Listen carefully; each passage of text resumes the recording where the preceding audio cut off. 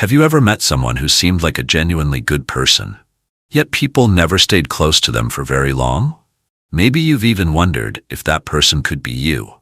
Not because you're rude, not because you're selfish, but because something invisible keeps creating distance. Here's the difficult truth. People almost never tell you why they slowly pull away. They simply stop calling. They reply a little later.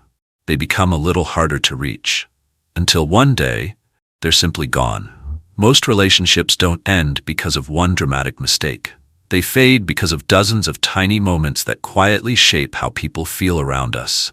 Psychology shows that our brains are constantly asking one question whenever we meet someone.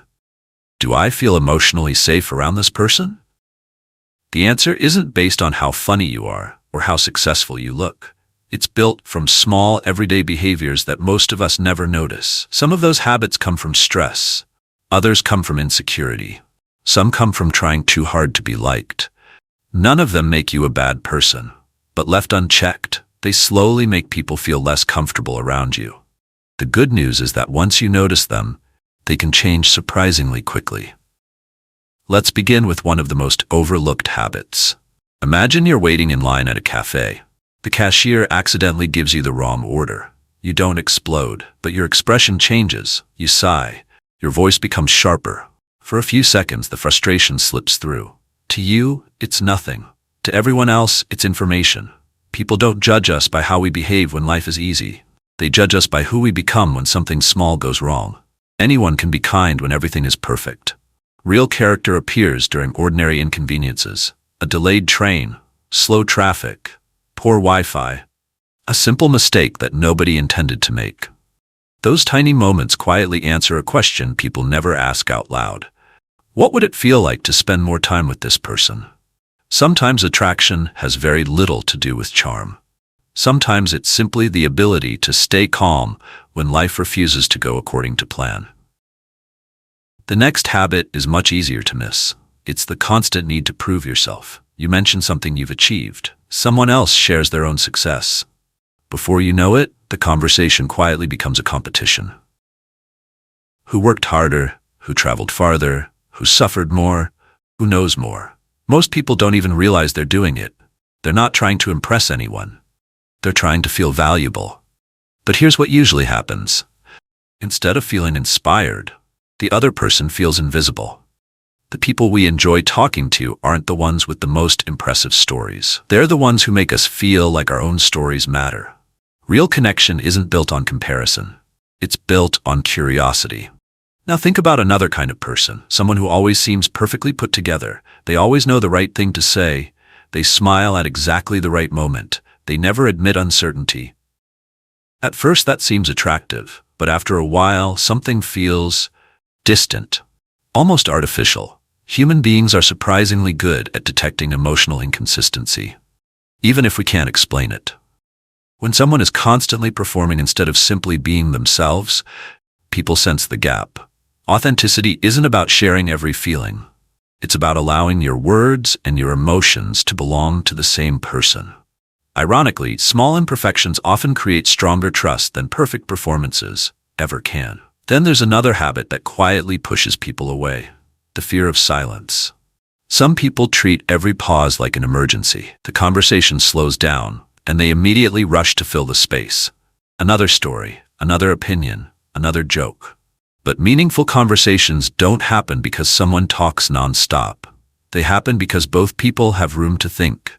Comfortable silence communicates something powerful. It says, I don't need to entertain you every second.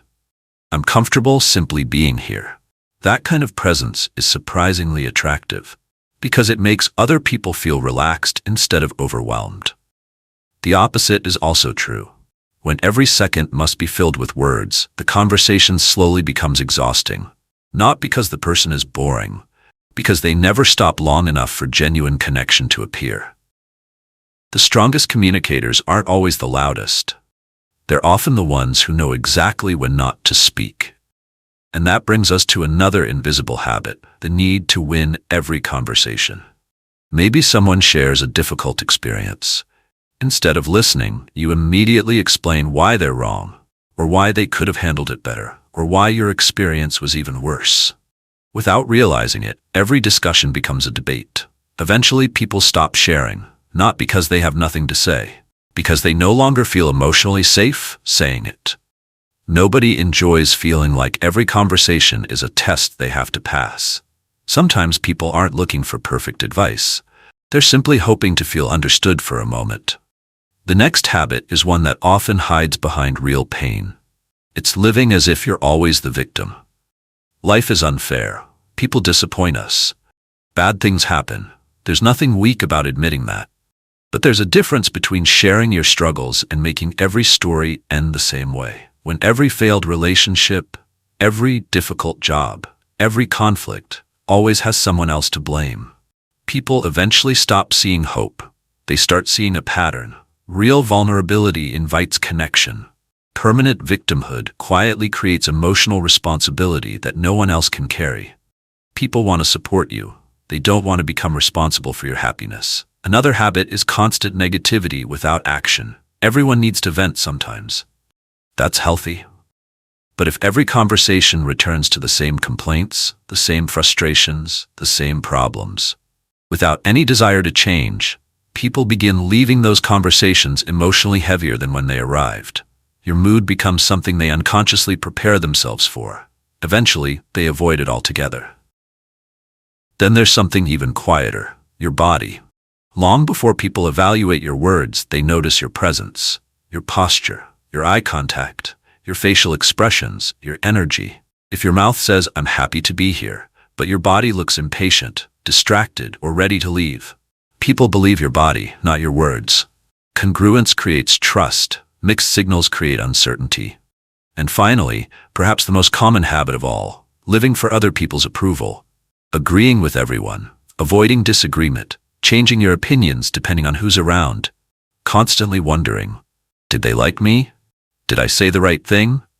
At first, it looks like kindness. But over time, something feels missing. People aren't connecting with the real you.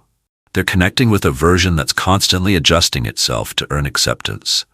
Ironically, the harder you chase approval, the harder it becomes to earn genuine respect. The people we admire most aren't perfect. They aren't the loudest. They aren't the most impressive. They simply know who they are. And they don't abandon themselves just to make someone else comfortable. Real attractiveness isn't about becoming someone everyone likes. That's impossible. It's about becoming someone who makes others feel calm, respected, and genuinely seen. Because at the end of every conversation, people rarely remember every word you said. They remember how they felt while they were with you. So the next time you catch yourself reacting with irritation, trying to prove your worth, filling every silence, winning every argument, or searching for someone else's approval, pause for a moment. Ask yourself one simple question. Am I trying to connect, or am I trying to protect my ego? That single question can change the way you show up in every relationship, and over time, it can quietly change the way the world responds to you. If you found yourself somewhere in today's video, don't be discouraged. Self-awareness isn't criticism, it's the beginning of growth. Because the most attractive people aren't the ones without flaws, they're the ones willing to recognize them and become a little better every day. If you enjoyed this video, subscribe for more psychology and self-improvement content. And remember, sometimes the smallest habits create the biggest changes.